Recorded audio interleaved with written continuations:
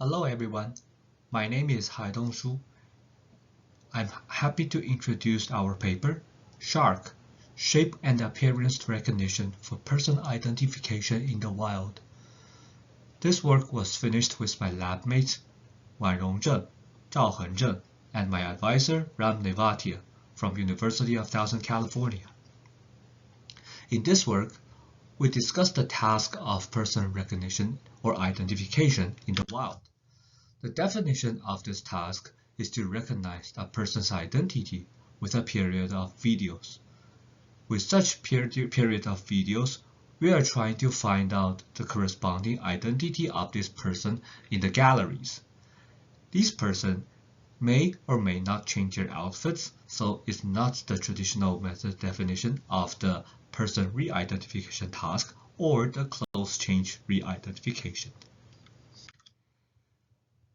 To recognize a person's identity under an unconstrained condition, we have several possible challenges, including the change of the outfits, different activities, as well as the turbulence and the occlusions of the human body shape.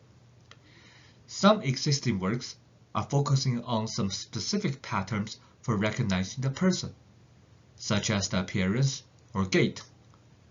As the single guidance for recognizing the person, which is insufficient for all cases. However, we note that each modality has their specific strength in distinguishing the person from others. Motivated by this, we built a multimodal person identification system by separating the recognition to appearance and pose with shape. In this way, we are able to combine the different strengths from different modalities together for the final network used for the final person identification.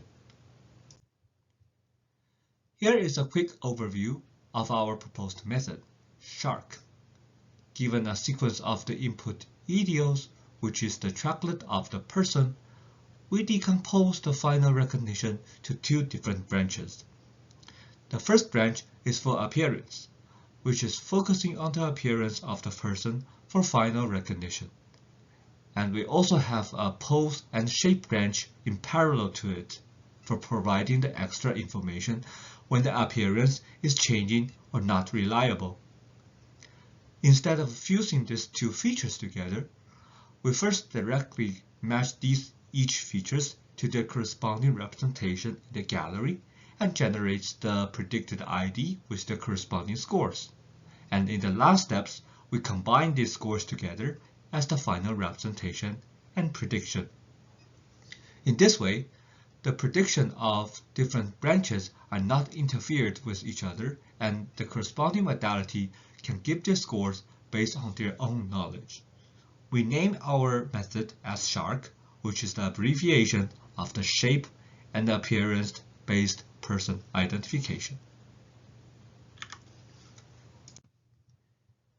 And here is a more detailed of our two-branch method. For appearance-based recognition, we include two different ways for aggregating the features across different frames: attention-based aggregation and averaging aggregation. The attention-based aggregation is to follow the pyramid spatial temporal aggregation, which is shown as the reference below, and combine the two neighbor frames at a time, until we get the last layers for the final features.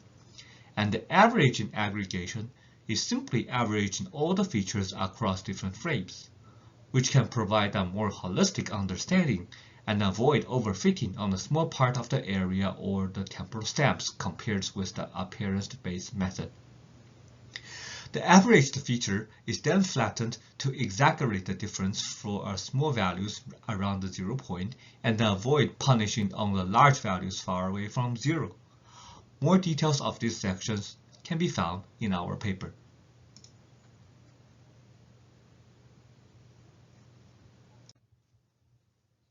In addition to appearance-based recognition, we also introduce a pose and shape-based recognition, which is to recognizing the person based on their body shapes or their specific activities, such as the gait. In this branch, we focus on three encoders for silhouettes, 3D body shape, and skeletons respectively. Silhouettes and 3D body shapes are frame-wise combined, which is represented as the binarized silhouettes shown in the image and the SMPL body shape as the 3D body shape representation. The skeletons are extracted from the HRNet and then use the STGZN to calculate the temporal features from the skeletons. After the temporal pooling and the horizontal pyramid pooling for these three modalities, we concatenate these three different features as the final feature output for person identification.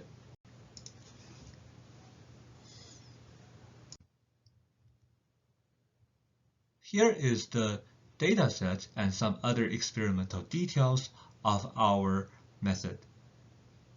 In our paper, we use three different datasets: CCVID, MEVID, and BRIAR. All these three datasets including the close change cases, which can better simulate a person identification in the wild case. CCVID has 75 IDs for training and 151 of them for inference. For MEVID, they have 104 IDs for training and 54 for inference. The BRIAR is the largest one with 407 IDs for training and 642 for inference.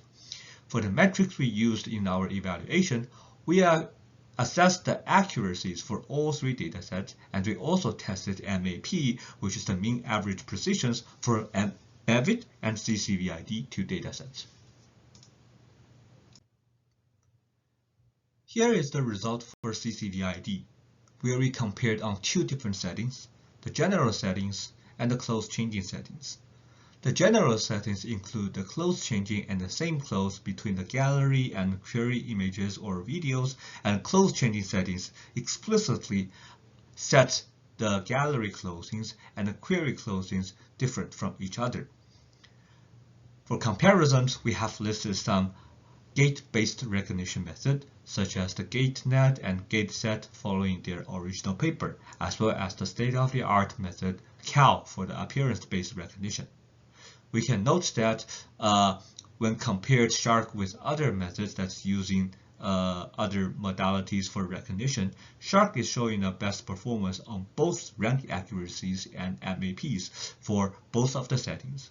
We have included more comparisons with other methods in our paper, so if you're interested, please refer to our papers. Similar as the performance on the CCVID, we also evaluate the rank accuracies on MEVID and BRIAR. On MEVID, we actually evaluate the mean average precision as well, and you can refer to it in our paper. For these two datasets, we mostly compare with the appearance-based recognition for videos such as the PSTA, IRGL, or the CAL. We can see that the existing methods are showing a relatively good performance on both rank 1 and rank 20, while ours proposed ShARc can show a significant improvement. From BRIAR, since we have some specific walking patterns of the persons, we also compared with some of the state-of-the-art gait recognition methods, such as the GateGL and GateRef. We note that when ShARc comparing with all these gate-based and appearance-based methods, it always shows a superior performance. We also present a very detailed analysis for the ablation study for each component of our ShARc method, as well as its comparisons of each branch with their corresponding modalities, which you can find them in our paper. In addition to numerical results, we here show some visualizations. These two results are from the BRIAR dataset. One of them is walking, and another one is standing cases. We want to see where the model is looking at using the gradient cam. We can find that when the person is having some specific patterns like walkings, the model is focusing on the end of their arms or their feet, which is denoting their corresponding activities. And for standing, it's focusing around the waist or the shoulder, which is their body shape. So that's all for our presentation, and thank you so much for your listening.